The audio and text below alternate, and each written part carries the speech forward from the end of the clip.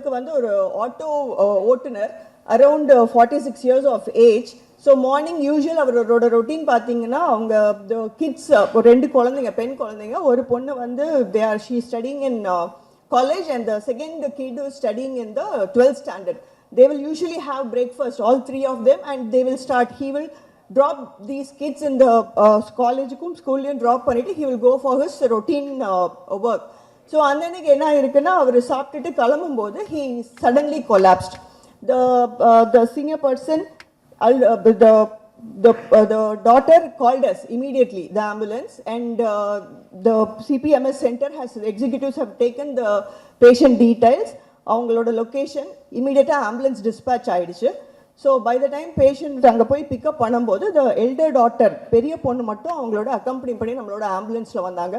The paramedic has enabled 5G ambulance 5G activate பண்ண உடனே the emergency இருக்கிற doctor we were able to see the patient and assess the patient in real time. நம்ம சொல்றோம் time sensitive concept 4.5 hours வரணும்.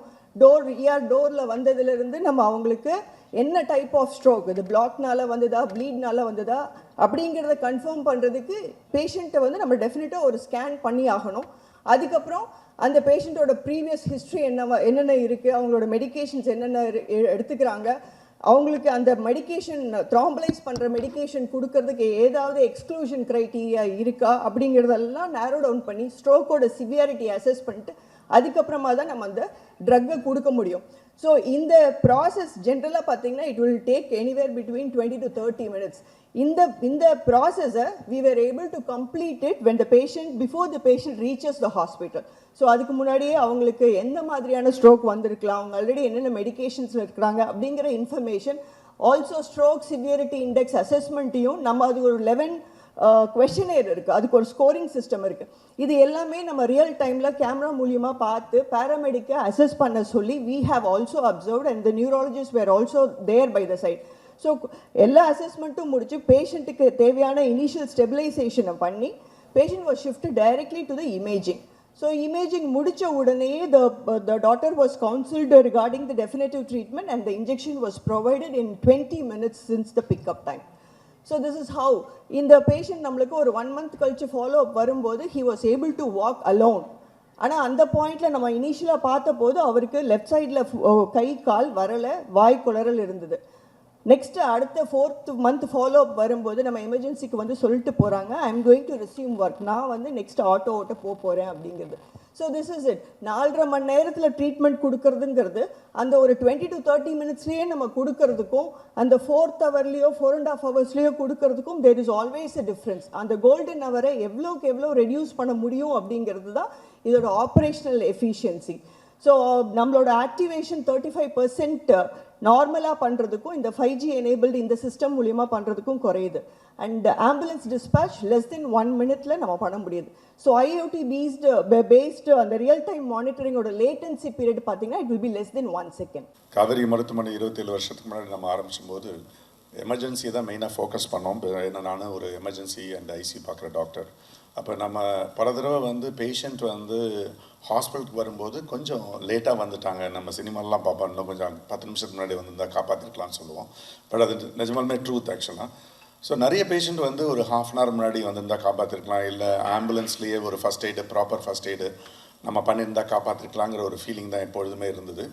But இதுக்கு வந்து நம்ம hospital எவ்வளோ நல்லா பண்ணாலும் ப்ரீ ஹாஸ்பிட்டல் கேர் ஆம்புலன்ஸில் எப்படி நல்லா பண்ண போகிறோங்கிறது அது ரொம்ப முக்கியம். அவுட்கம்மை வந்து டாக்டர் சொன்ன மாதிரி அது அவுட்கம்மை ரொம்ப இம்ப்ரூவ் பண்ணோம்.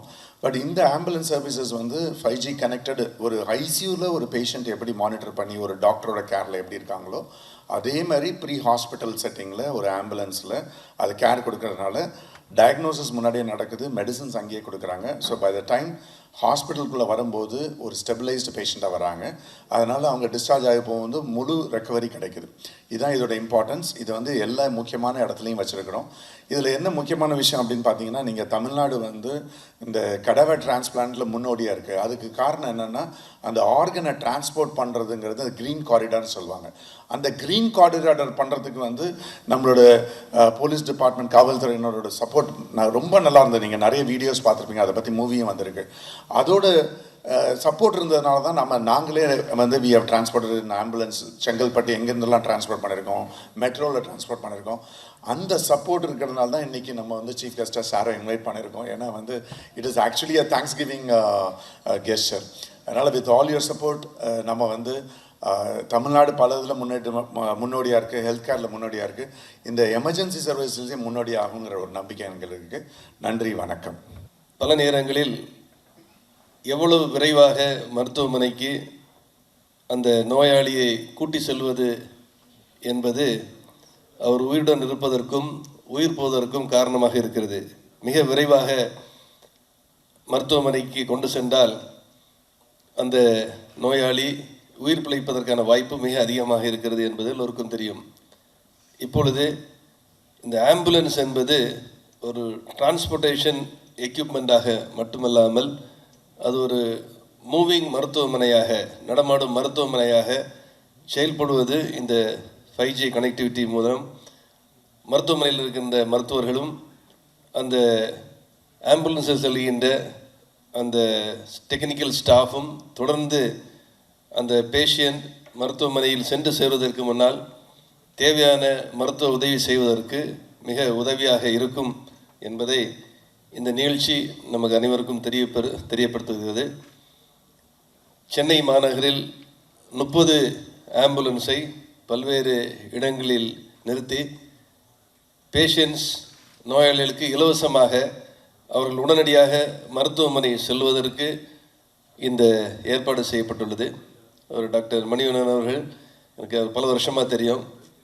திருச்சி மாநகரில் நான் பணியாற்றும் பொழுதிருந்து அவர் ஒரு மருத்துவமனை காவேரி இருந்த காலத்திலிருந்தே தெரியும். ஒரு டெடிகேட்டட் டாக்டர். ஒரு மருத்துவமனை எப்படியெல்லாம் ஏழைகளுக்கும் பண வசதி இல்லாதவர்களுக்கும் தேவைப்பட்டால் அதை எந்த எதிர்பார்ப்பும் இல்லாமல் உதவக்கூடிய மருத்துவமனையாக காவேரி திருச்சி செயல்பட்டு வருகிறது. அதே அந்த உதவ வேண்டும் என்ற நோக்கத்தில் நாம் முன் சென்றால் நம்முடைய வளர்ச்சி கூடவே வரும் என்பதை அதுக்கு ஒரு மிக சிறந்த உதாரணம் காவேரி மருத்துவமனை. அவருடைய பணி சிறக்க என்னுடைய வாழ்த்துக்களை தெரிவித்துக் கொள்கிறேன். வந்திருக்கின்ற பத்திரிகை ஊடக நண்பர்கள் அனைவருக்கும் என்னுடைய நன்றியை தெரிவித்துக் கொள்கிறேன். நன்றி.